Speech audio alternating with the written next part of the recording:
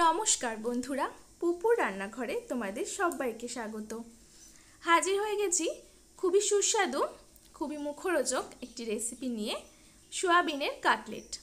এর আগে আমি তোমাদের সাথে সোয়াবিনের চপ রেসিপি শেয়ার করেছি।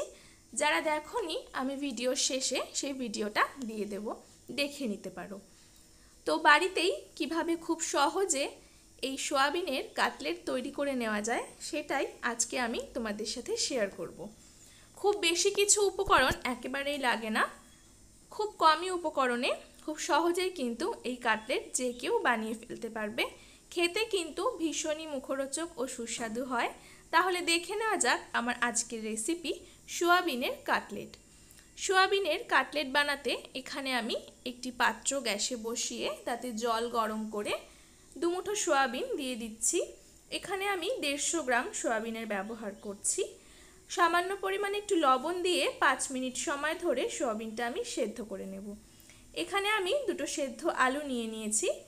আমি আলুগুলোকে প্রেসারে লবণ দিয়ে 4টে সিটি দিয়ে সেদ্ধ করে নিয়েছি।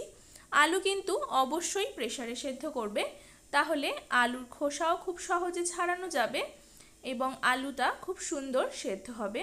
কেটে যদি সেদ্ধ করা হয় তাহলে কিন্তু আলুর মধ্যে একটা জলজলে ভাব চলে আসে। আমি এখানে দুটো আলু ব্যবহার করেছি আর 150 গ্রাম সোয়াবিন ব্যবহার করেছি। তোমরা আলু আর সোয়াবিনের পরিমাণটা নিজেদের ইচ্ছে মতো কম বেশি ব্যবহার করতে পারো। আলুর খোসাগুলো আমি ভালো করে ছাড়িয়ে নিচ্ছি।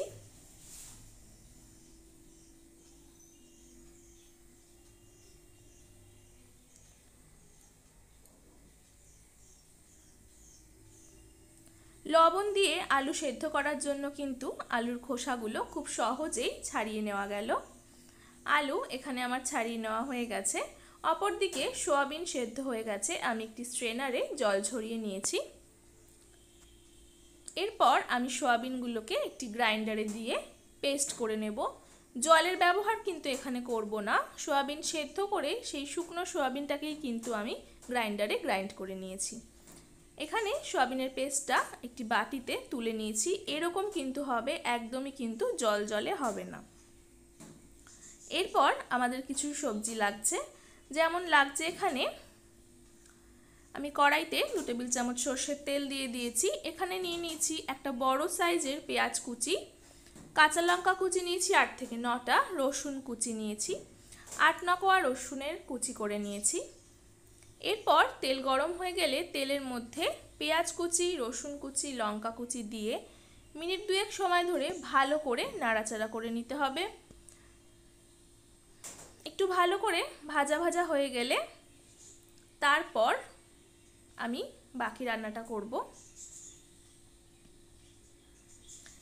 এরপর দিয়ে দিচ্ছি সামান্য পরিমাণে লবণ, হলুদ আর 1 টেবিল চামচ পরিমাণে দিচ্ছি ভাজা মশলা। সমস্ত কিছু দিয়ে আবারও ভালো করে নাড়াচাড়া করে নেব। আর দিয়ে দিচ্ছি 1/2 টেবিল চামচ গরম মশলা গুঁড়ো।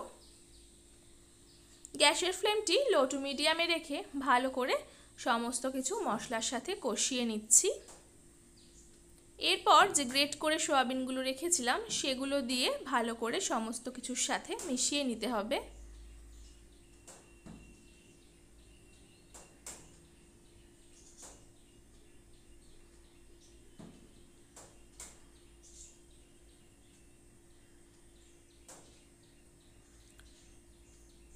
সমস্ত কিছু ভালো করে মিশিয়ে নিয়েছি। এরপর যে আলু সেদ্ধ করে রেখেছিলাম সেগুলো আমি এভাবে হাত দিয়ে ভেঙে দিয়ে দিচ্ছি।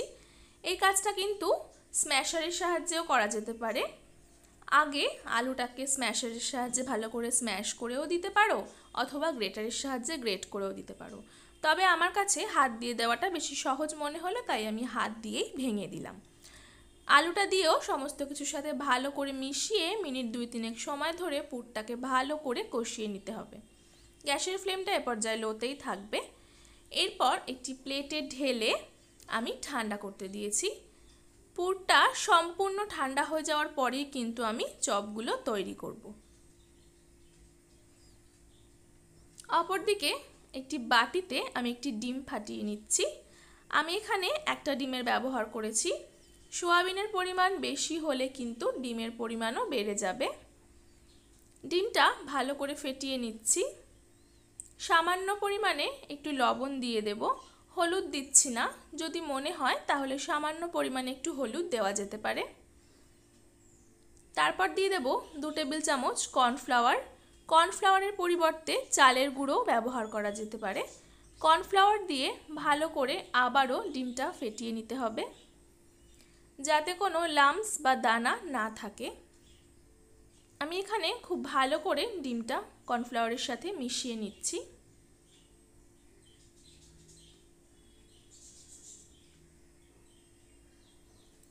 পুরটা ঠান্ডা হয়ে গেছে।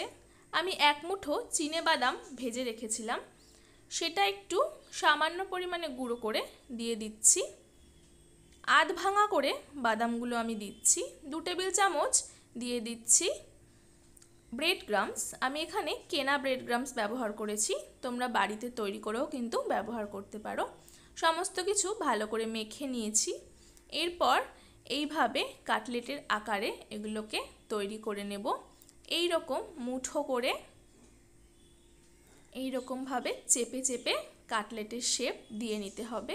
আমি এই রকম শেপ দিয়েছি, তোমরা তোমাদের ইচ্ছে মতো কাটলেটের শেপ দিতে পারো।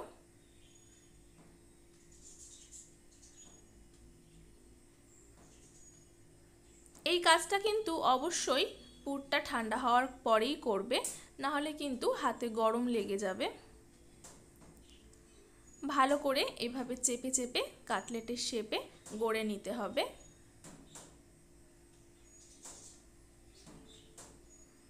হাতে নিয়ে এইভাবে চেপে চেপে কাটলেটের শেপ আমি দিয়ে নিচ্ছি।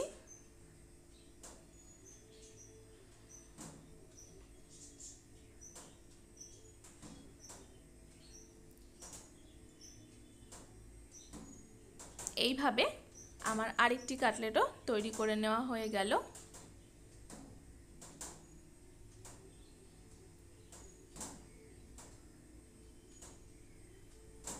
এরপর আমি আরেকটি কাটলেটও তৈরি করে নিচ্ছি হাতে চেপে চেপে।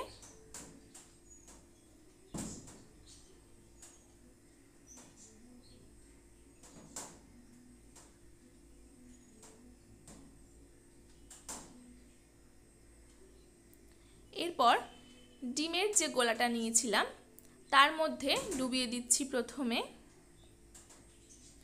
তারপর আমি ব্রেড ক্রাম্বস দিয়ে কোট করে নেব।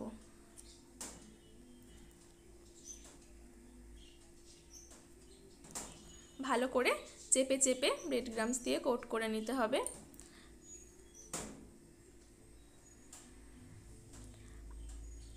আমি ডাবল কোটিং করব, তাই আবারও কিন্তু ডিমের ব্যাটারে ডুবিয়ে নিচ্ছি, তারপর আবারও ব্রেড ক্রাম্বস দিয়ে কোট করে নিচ্ছি।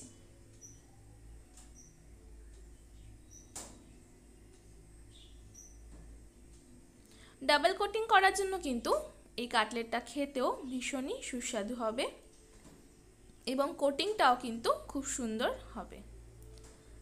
ভালো করে ব্রেড ক্রাম্বস দিয়ে আবারও কোট করে নিচ্ছি।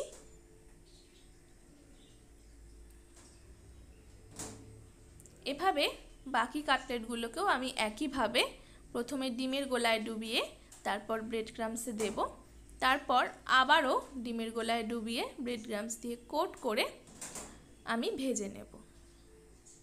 চেষ্টা করবে এইভাবে ডাবল কোটিং করেই এই কাটলেটগুলো তৈরি করতে। কাটলেটগুলো এখানে আমার তৈরি করে নেওয়া হয়ে গেছে। এরপর আমি এগুলোকে ভেজে নেব। কড়াইতে তেল গরম হয়ে গেছে। এরপর আমি কাটলেটগুলো দিয়ে ওপর দিয়ে হাতা দিয়ে এইভাবে কিন্তু কাটলেটের ওপর তেল ছড়িয়ে দিতে হবে, না হলে কিন্তু কাটলেটের ওপরের অংশটা ভেঙে ভেঙে যেতে পারে বা ফেটে ফেটে যেতে পারে। মিডিয়াম ফ্লেমে থাকবে গ্যাসটা অবশ্যই। হাই ফ্লেমে কিন্তু কখনোই এগুলো ভাজবে না, তাহলে ওপরটা ভাজা হয়ে যাবে কিন্তু ভেতরটা কাঁচা থেকে যাবে। মিনিট 5 সময় ধরে মিডিয়াম ফ্লেমে ভালো করে আমি ভেজে নিয়েছি।